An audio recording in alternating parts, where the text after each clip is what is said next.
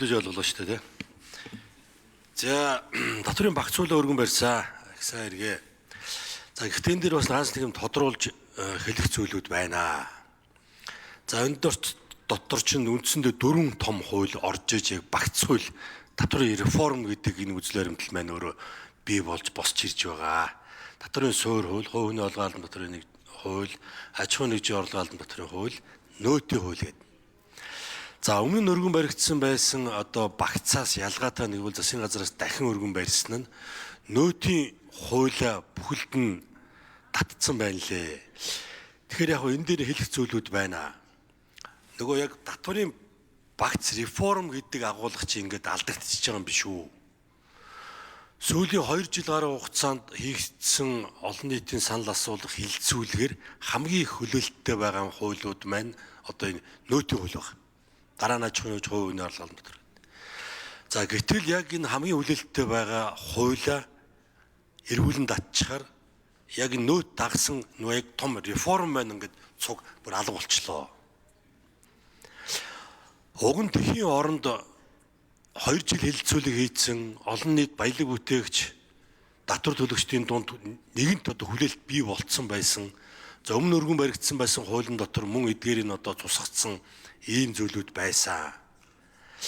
Яг нь энэ жилийн хувьд нөөтийг татсан шалтгаан нь бол гадаад нотоод нөхцөл байдал, за татврын орлого, төсвийн нөхцөл байдлаас шалтгаалаад одоо орлоготой уялдвал татсныг бол ойлгож байна. За гэхдээ энийг арай өөр байдлаар буюу үзэл баримтал бодлогоо хадгалаад, реформ бүхэлд нь хадгалаад харин орлогод нөлөөлөхгүй байдлаар аажмаар одоо хугацааг одоо дарамт багтайгаар хойшин шийддэг ч юм уу бүр 30 оноос хэрэгжих байдлаар шийдэж болно шүү дээ. Реформо хадгалаад. За дээрээс нь мөн өргөн баригдсан байсан нөөтийн хуулийн дотор орлогод нөлөөлөхгүйгээр олон нийтийн хилцүүлгээр дэмжигдсэн хэд хэдэн чухал юм заалтууд байсан. За тухайлбал яг мөнгөн суурь руу шилжицгээе.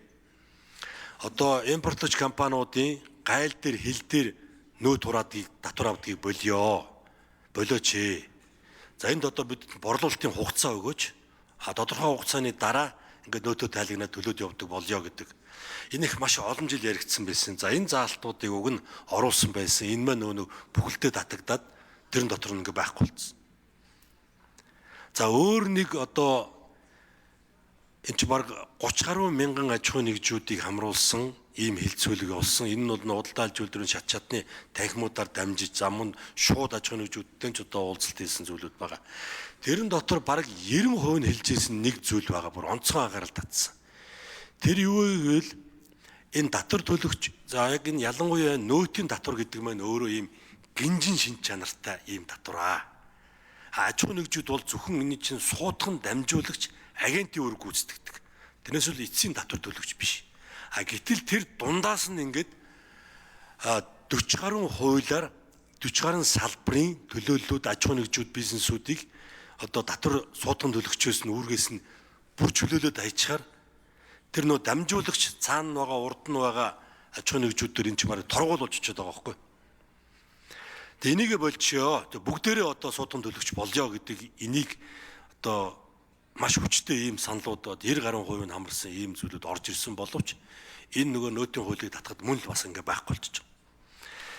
Тэгэхээр нөгөө реформ за нэмж 1 минут тодруулъя. За ийм зүйлүүд ингээд алга болцсон харамсалтай байна. Тэгэхээр энийг одоо хилцүүлгийн шатанда оруулах гэхээр энэ чинь нөгөө нэмэлт өөрчлөлт учраас тэ хуулийн татагдсан өргөн баригдаг учраас ямар ч боломжгүй болчихж байгаа юм аа. Тэгэхээр нөгөө яг олон нийтийн хүлээлттэй нийцсэн том реформ чинь ингээ байхгүй болох гэдэг шүү гэдгийг нэг хараад байгаа. Энэ дээр юу гэж харж байна вэ? За мөн одоо шинээр өргөн барьсан дотор за өмнө нь байгаагүй нэг үнэхээр дэмжиж болохгүй залт байна уучлаарай.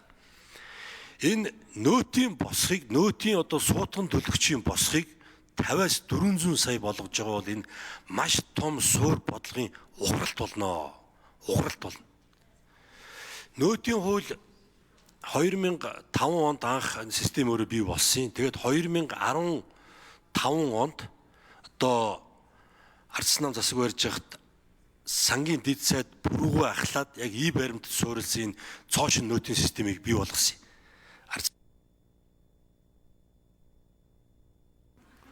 За нэмж дахиад 1 минут. Тэгээ надад итгэхгүй бол бүрв сайдыг дуудаад асуугаараа. Энэ систем чинь юу болчих вэ гэд. Тэгээ бүрвгүүд бол одоо гавьяа тэтгэл бараг баатар өгөхөд болохоор шүү. Тэгэхээр энэ 50 сая байж байгаа 40 сая болгочоор энэ хооронд нэг 23 мянган аж ахуйн нэгжүүд гулсаж доош орох гэж байгаа. Өөрөөр хэлбэл нөөц төлөгч биш болж ирж байна гэсэн үг.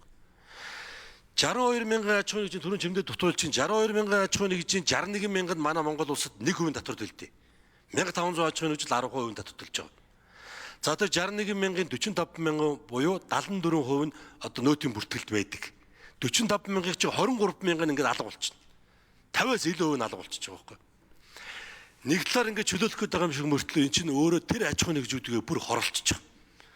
За тэд нар одоо голцсон үеийн бэлтгэн нийлүүлэгч ийм компаниуд байдаг. За тэгвэл тэднээс худалдаж авдаг том компаниуд, том худалдааны төвүүд та нөөтгөө бол танаас авахгүй гэд тэдний чинь бүр байхгүй болгож байна.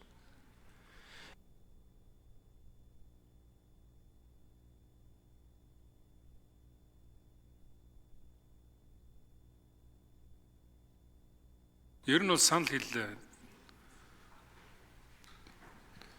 Жавхлан сайд урд нь бас яг энэ бодлого хэрэгжүүл олон жил болсон болохоор нэлээд асуудал сайн мэдж байгаа. Тийм учраас энэ хилцүүлгийн явцад энэ асуудлуудыг оруулах талаар ажиллаарай гэж хэлье. За гишүүд асуулт асууж үг авч хариулт авч дуслаа.